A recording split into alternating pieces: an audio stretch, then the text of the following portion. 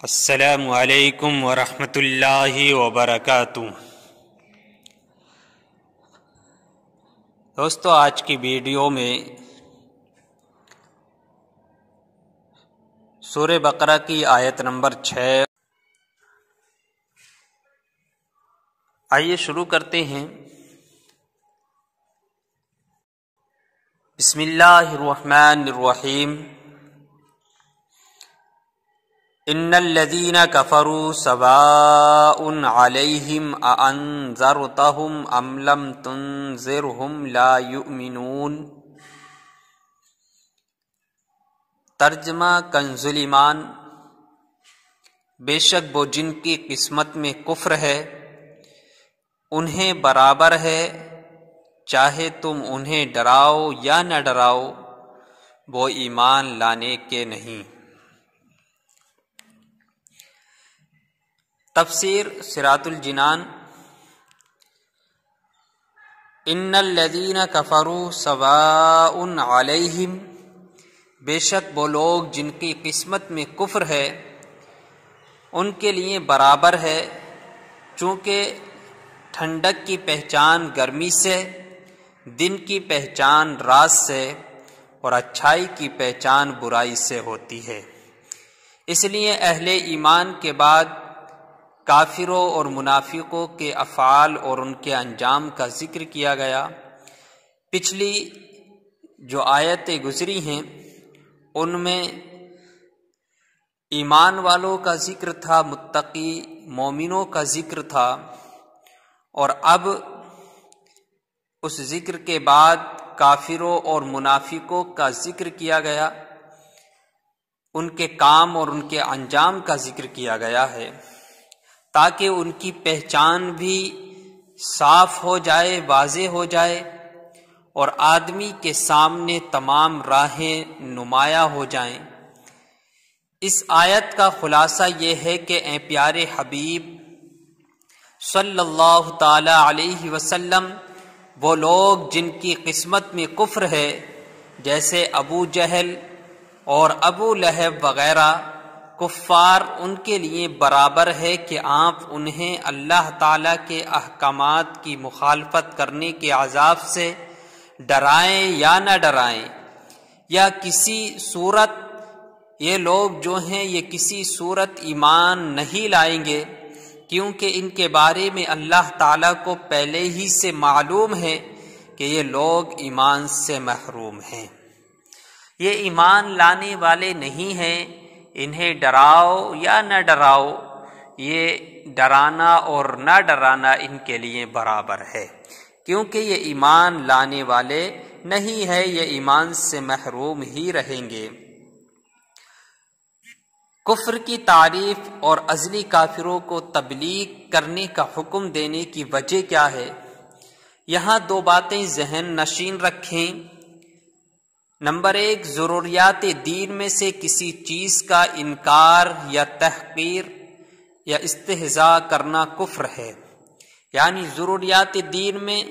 جو بھی باتیں شامل ہیں ان میں سے کسی چیز کا بھی اگر ایک چھوٹی سی چیز کا ضروریات دین میں سے اس چیز کا اگر انکار کرتا ہے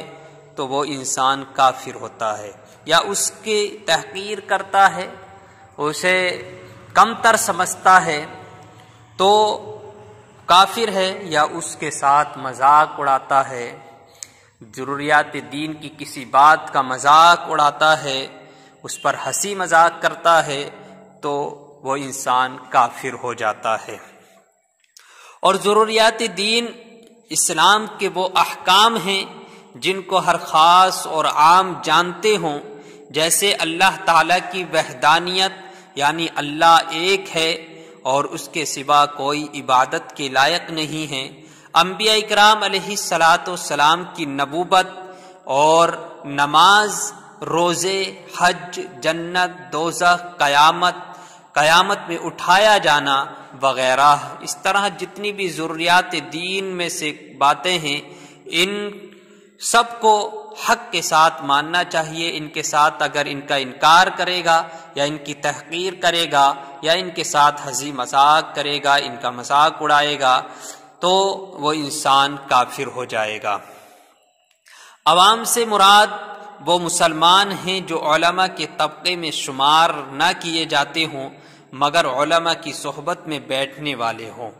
اور علمی مسائل کا ذوق رکھتے ہوں۔ اس سے وہ لوگ مراد نہیں جو دور دراز جنگلوں پہاڑوں میں رہنے والے ہوں جنہیں صحیح کلمہ پڑھنا بھی نہیں آتا ہو، کہ ایسے لوگوں کا ضروریات دین سے ناواقف ہونا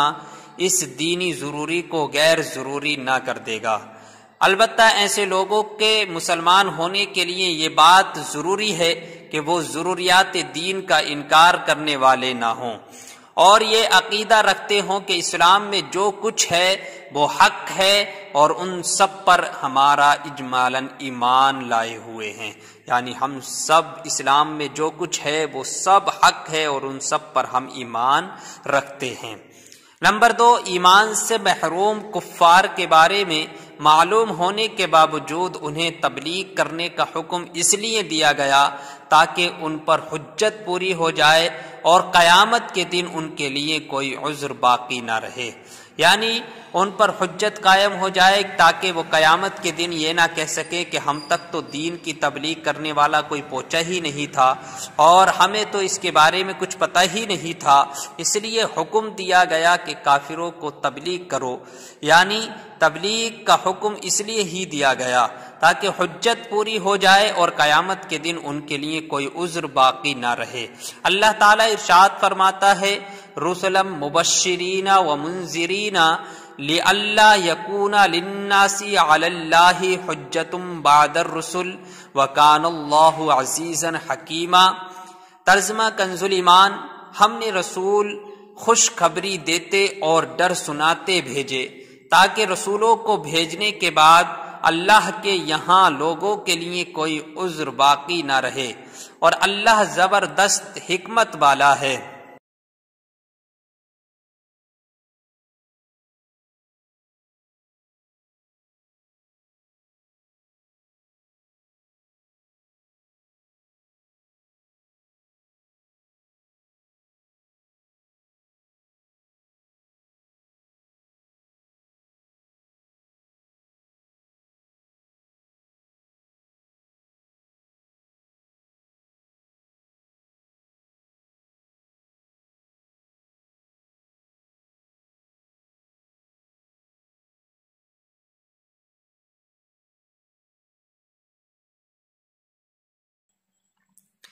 اور ارشاد فرمایا،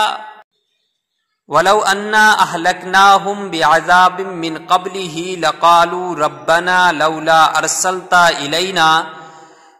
رَسُولًا فَنَتَّبِعَ آيَاتِكَ مِن قَبْلِ أَن نَّذِلَّ وَنَخْزَىٰ، اور اگر ہم انہیں رسول کے آنے سے پہلے کسی عذاب سے ہلاک کر دیتے تو ضرور کہتے، اے ہمارے رب، تو نے ہماری طرف کوئی رسول کیوں نہ بھیجا کہ ہم ذلیل اور رسوا ہونے سے پہلے تیری آیتوں کی پیروی کرتے۔ نیز انہیں تبلیغ کرنے سے ایک فائدہ یہ بھی حاصل ہوا کہ وہ اگرچہ ایمان نہیں لائے لیکن حضور پر نور صلی اللہ علیہ وسلم کو انہیں تبلیغ کرنے کا ثواب ضرور ملے گا۔ اور یہ بات ہر مبلغ کو پیش نظر رکھنی چاہیے کہ اس کا کام تبلیغ کرنا اور رضائے الہی پانا ہے، لوگوں کو سیدھی راہ پر لا کر ہی چھوڑنا نہیں، لہذا مبلغ نیکی کی دعوت دیتا رہے اور نتائج اللہ تعالی کے حوالے کر دے، اور لوگوں کو نیکی کی دعوت قبول کرنے سے مایوس ہونے کی بجائے اس ثواب پر نظر رکھے جو نیکی کی دعوت دینے کی صورت میں اسے آخرت میں ملنے والا ہے۔ یعنی انسان کو چاہیے کہ لوگوں کو نیکی کی دعوت دیتا رہے اور یہ افسوس نہ کرے کہ یہ لوگ ہماری بات تو مانتے ہی نہیں ہیں، یہ اس بات پر تو چلتے ہی نہیں ہیں، بلکہ آپ اپنا کام کریں، آپ نیکی کی دعوت دیں گے تو آپ کو اس کا ثواب ملتا رہے گا۔ اس لیے آپ اپنے کام پر نظر رکھیں، یہ نہ دیکھیں کہ یہ کام کر رہا ہے یہ نہیں کر رہا، آپ تو نیکی کی دعوت دیجئے، آپ کو دعوت دینے کا ثواب ملتا رہے گا۔